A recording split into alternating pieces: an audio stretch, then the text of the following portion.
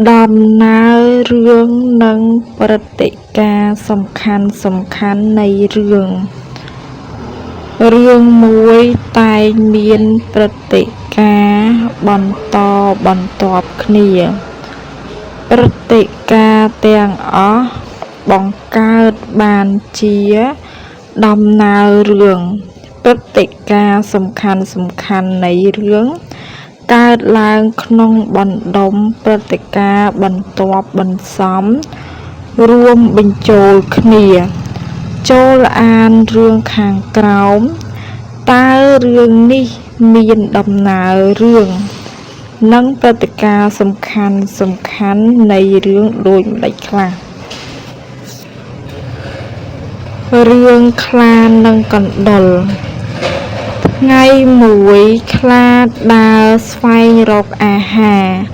ប្រទះនឹងកណ្ដុរកំពុងដេកលក់ខ្លាបានចាប់កណ្ដុរប្រុងនឹងត្របាក់ស៊ីតែកណ្ដុរអង្វរសូមលោកកុំពិសាខ្ញុំអីខ្ញុំតូចណាស់បើលោកពិសាខ្ញុំខ្លួនខ្ញុំមិនបានមួយម៉ាត់ផងហើយបើលោកទុកជីវិតខ្ញុំវិញខ្ញុំនឹងដឹងគុណលោកអស់មួយជីវិតគប់ជួនពេលនោះខ្លាពុំសូវឃ្លានអាហារក៏ធ្វើតាមការអង្វររបស់កណ្ដុរថ្ងៃក្រោយមកខ្លាដើរស្វែងរកចំណីដូចធម្មតាក៏ទៅជាប់អន្ទាក់ព្រានខ្លាស្រែកឮរន្ធឹកពេញព្រៃកណ្ដុរឮសំឡេងខ្លាក៏រត់មករកមើល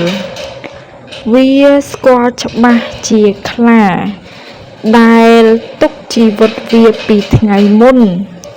ជាការតបស្នងសងគុណវិញ